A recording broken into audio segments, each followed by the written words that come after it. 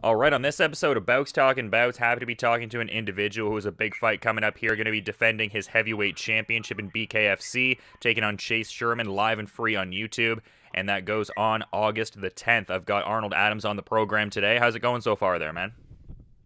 Pretty good, man. How are you? Oh, I'm doing great. I'm just wondering how the, I guess training is leading into this one here. Like, who are the regular trainers and sparring partners you're getting in those rounds with ahead of this fight here? Training for the most part, it's training. It doesn't too much change, but it's just been a lot of outside distractions going on for this camp, and it's been crazy. But my sparring coach is Steve Cologne, of course. Training partners, Eddie Castillo, who is a former heavyweight who used to compete in the Chicagoland area, and a couple other guys that are unknown at the moment, but you'll be seeing them soon in the bare knuckle league. Now, you say a lot of outside distractions ahead of this fight here. Is there anything in particular that you were going through that you've kind of been able to push through since? Like, what do you mean by outside distractions, I guess? Well, 3 weeks ago I lost my grandma, my mom's mom. I'm sorry to hear that, man. My other granny was checked into the hospital where she had a mild heart attack. I had a brother who just recently had a miscarriage. So yeah, this is all within the last 4 weeks. Everything I'm naming right now. It's been a little rough. Yeah, I'm sorry to hear all that, man. And on top of them changing my opponent a couple weeks out from the fight. Yeah, that must have been a bit difficult to adjust to as well. Like, how different is the style Chase Sherman brings to the table versus like your prior opponent there? Like, how many adjustments did you have to make, I suppose? Well, I've never been really the type to make adjustments for my opponents. The only thing I will say, I couldn't talk as much shit about Chase as I could about my previous opponent. Yeah, maybe they can get that one going in the future, though. That'd probably make for some fun press conferences and whatnot, eh? Yeah, it will. I mean, when they announced my first opponent, who was Alejandro Solorzano, I talked a lot of trash. And I felt like, you know what? Yep, they had to get him out of here because I was talking like it was going to be too easy. So they brought me somebody who can fight. Chase has 13 wins, 12 of them by knockouts. So, he made it to the UFC, which was like the ultimate goal if you're in the MMA world. That's like the NFL of the MMA world. So you can't take nothing from him. Well, I can't take nothing from him. But at the same time, this is not MMA. This is bare knuckle boxing. Yeah, and I wanted to ask you about that too, because I was also noticing that you have MMA experience in your own right, and you're doing very well in bare knuckle boxing up until this point, and that seems to be a common thread among MMA fighters who go over. Why do you think it is that MMA fighters transition so seamlessly into bare knuckle boxing? I wouldn't even see they transition seamlessly. I transitioned well because I've been trying to get into the boxing world for maybe about this past 5 years. But because I don't have an amateur background, everyone would look away or they'd turn away. How old are you? You're 30. Oh, no, you don't have an amateur background? Okay. Well, someone to be in contact with you and never hear anything. MMA fighters are coming over to this sport because they already have that brutal mentality from MMA, the catching kicks, elbows, knees. That all translates into bare knuckle punches as far as I'm concerned. It's bone on skin contact. As opposed to MMA, as opposed to boxing where you have the gloves on. A traditional boxer will not come to bare knuckle because of the fear and the brutality behind the sport. Yeah, absolutely. And yeah, just been, doing really well up until this juncture and everything like that. So it makes sense that both the MMA and, boxing experience would lend itself well to something like that. But in terms of like the striking methods, I'm wondering like how much it changes between MMA and bare knuckle boxing. It seems like the shot selection you have to be a little bit, more careful with. Like maybe certain fighters have more of a potential to be susceptible to breaking their hands, for instance, shorter rounds, faster paced fights. What are the biggest differences in your striking methodology in MMA versus what you do in bare knuckle boxing? MMA, if you notice, most MMA fighters are square. They have a square stance as opposed to boxing. You're more at an angle. most MMA fighters, they're used to throwing punches in combination with kicks.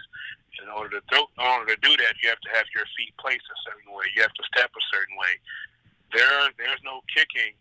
There's nothing else. It's just hands. So an MMA guy has it in his mind. He's gonna 1-2 switch feet or whatever the case may be, and throw a kick or throw an inside kick, follow with a right cross. None of that is there. So that throws off their timing and their pursuit and their angles. And it's completely different when you just have the one dimension, hands. Now, true enough, you can have great footwork in this, like Lomachenko, and take angles, but I haven't seen too many MMA fighters come in this sport who have that footwork or have that high IQ, that high boxing IQ. Yeah, for sure. And just the road through BKFC, like you were there the first event and everything like that, like bloodied up DJ Linderman, and then you had that barn burner with Joey Beltran, and then interestingly enough with the Sam Shoemaker fight, I was checking out some interviews. Go ahead. I'm sorry. Oh, sorry. What did you say? No, you called it a barn burner, and I laughed. That wasn't a barn burner. That was a lopsided affair. Yeah, no, I just meant in the sense that it was exciting and generated intrigue. I wasn't trying to say it in any kind of way, yeah. I'll give you that, yeah. Well, I mean, yeah, you put him away with the big cuts there, so, I mean, it definitely looks slanted in, one person's favor. But talking about the, I guess, Shoemaker fight there, it seemed like heading into the fight there was, I guess, some nerves on your end, and you were saying that to a degree maybe you beat yourself mentally because of the power that Sam brought to the table, but you ended up getting the split decision win over him. So I'm wondering what that does for your mental fortitude and everything going forward with beating such a tough opponent and everything like that. I mean, I said it before. I felt like I beat myself up mentally because I was worried about that power. And if you notice in that fight, I had people who told me themselves like you were thinking too much, and that's what it was. I was thinking about what he was doing and when he was going to fire that right hand instead of just doing what I do and being comfortable. And in the fifth round, that's when I got back to doing what I do, and it worked. Hold on real quick. But I've learned, that's the biggest thing in this sport. In combat sports, if you can learn from your mistakes and learn as you go, you'll be fine. I learned, and I told myself that I was doing too much at that point in time, and I corrected my mistakes, and I pulled it off in the fifth round. There will not be that issue this time around. I do not care what his record is, what his knockout rate is, or what he's bringing to the table. I know what I'm bringing to the table. I know what I'm capable of, and I know I'm not here to lose. Yeah, well, I mean, that's coming across in, some of your social media posts and stuff like that too, man. Like, you seem just at, like, an all-time high for, like, your confidence level and everything like that, and I'm sure it'll reflect in the performance too.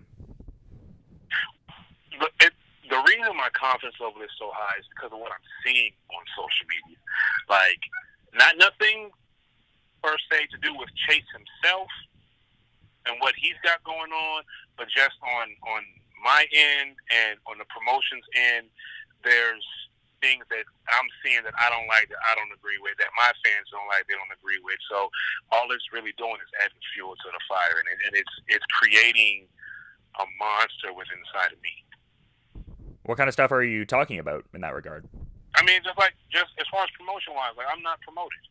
That irks the hell out of me.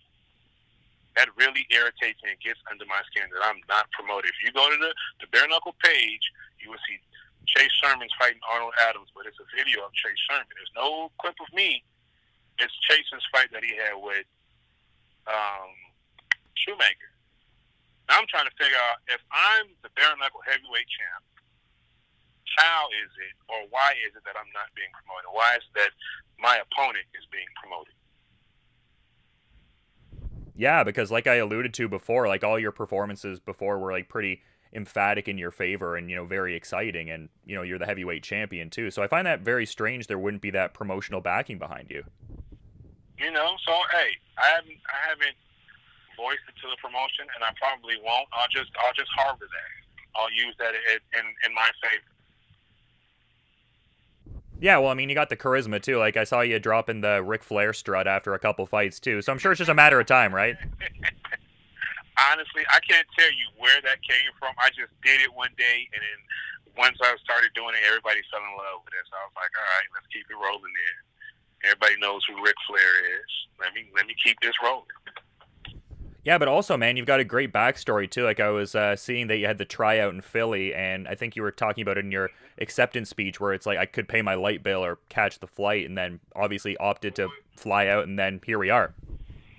Yep, that's basically what it was. It was July, I believe it was June or July. I was living in Vegas, and I got the notification from Nate Shook about this bare knuckle league tryout. So I was like, you know what? This could be a backdoor entrance in the boxing, or if nothing else, I could run the tables in this. My light bill was due at the time of the tryout, so I had to make a decision: either pay the light bill and not go, or go. And sure enough, I didn't pay the light bill. I bought a one-way ticket to Philly, slept in the airport that night, took the bus and the train to the tryout, went to the tryout, gave it my all, and got a call back maybe a little bit less than a year later, maybe like 8-9 months later. I got the call. He's like, you're in the tournament, you're in the heavyweight tournament. First fight is June 2nd. Be prepared. That's all I needed to hear. And once I heard that, like, at that point in time, I knew that the decision I made had paid off, and I did the right thing. Because here it is now, a year later from the first fight. I'm still the champ. 2 belts. I've been inducted into the Bare Knuckle Hall of Fame. And they're steady trying to find people to beat me, but it's not working out too well for them. Yeah, absolutely. And you seem like you're a legacy-minded sort of individual. Is this shift over to bare knuckle boxing like the perfect platform to really like carve out your legacy? Because already, like relatively early in the run, I mean, you're killing it. Yeah, at this point in time, it definitely is. Like, I've been in MMA. My first MMA fight was December of 2007. As a pro, I am 7-10. As an amateur, I believe I was 19-1. So MMA was cool, but now like this bare knuckle, it's brand new. I'm the man in this sport, and I'm in my lane, and everybody who crosses into my lane, they get smoked. So I definitely, at this point in time, the legacy thing is big for me now. Yeah, I realize how big it is and how big it can be. Like, I'm in the Hall of Fame for beating people up. Like, it doesn't get any better than that. I'm in the Hall of Fame for punching people in the face. Yeah, and I'm wondering if Bobby Gunn could be a potential next opponent in that sense. I saw you had some interest in getting that sort of fight, and you were kind of saying you were tired of being patient. Do you see a fight with Bobby Gunn happening at any point under the BKFC banner? I don't see it happen. I don't think it's going to happen. And honestly, I really didn't want to fight Bobby. You know, it was the fans were calling for it. Some other boxers were calling for it. I want the green belt. I want the world belt.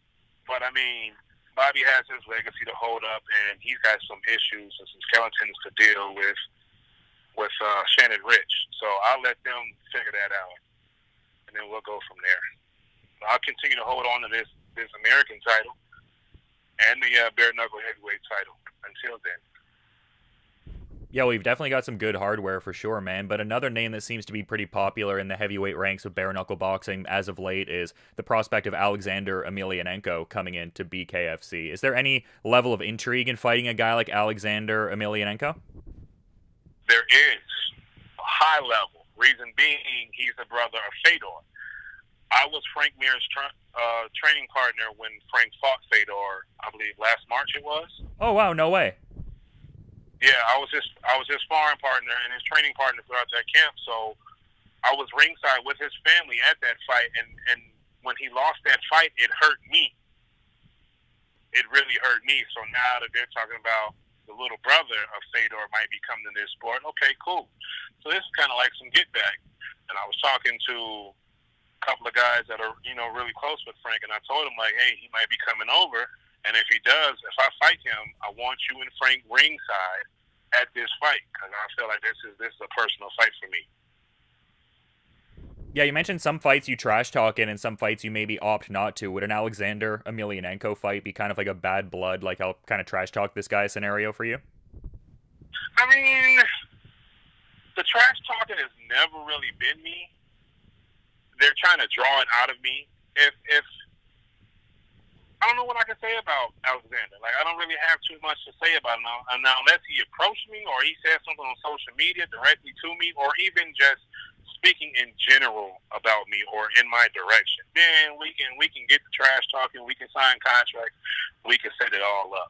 But I mean, if his blood is clear, if he can pass a blood test and get approved to come to the States and fight, I'm with it. We can do it. We can definitely do that. That'd be a big name, and everybody was talking about having him fight Anthony Johnson. Nah, don't do that. Bring him to me. Bring him to me. It's about time for my name to be stamped on the map in combat sports. Bring him to me.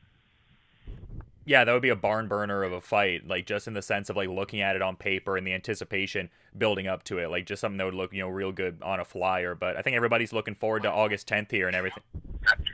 Not to cut you off, but remember, he's a sambo guy. He's a solid grappler. He's not a striker.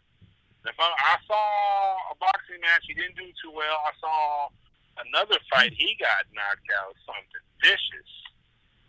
Within 20 seconds of the first round, he was out of there. So his name carries weight because of his sambo and his grappling and everything, and then his police record, and then who he's a brother to. It doesn't mean he's going to do well if he comes over here into this sport and gets involved. Like, everybody has to realize, yes, my MMA record is upside down, but that's because I struggle with solid wrestlers. Stand-up department, it's a different ballgame. Stand-up department, nobody can see me in a stand-up department. Properly trained, nobody can see me. And to this day, I still haven't had a professional training camp. I don't have no strength and conditioning sessions. I don't have none of that. No.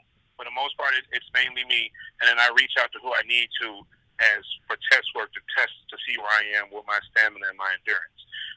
After this fight, I told myself I'd take this career more serious because I see I'm at the top, and in order to stay here, I need to be getting better daily.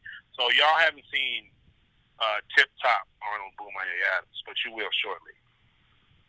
Yeah, and I think that just adds to like the story we're talking about here. Like, just makes you, that much more of a compelling character because the potential is that much more in the future. And I also noticed he had the post about how your name is in the same conversation as Jack Johnson, being that he was the first black heavyweight champion of boxing. You're the first black heavyweight champion of bare knuckle boxing. So, I mean, it seems like you have a lot going for you, man. I think it's just a matter of time before people, notice what's going on. And I also, you have those shirts in too. So probably a lot of people going to be buying those relatively soon. Or I'd hope so. I got to get with the program a little bit there. No, yeah, they've been ordering. I just had a couple shipments today that had to go out to Oklahoma. Different orders, but I had I think 4 shirts went to Oklahoma today. I got a couple shirts going to Cali. So people are supporting, and these are fans that didn't know me prior to this. So I'm growing. It's growing bit by bit. It's getting there. Yeah, for sure, and I'm really excited for this fight, and I appreciate all the insights you've been giving me today, man. I'm curious, though, if there's anything you want to add as a parting thought as we're wrapping up here.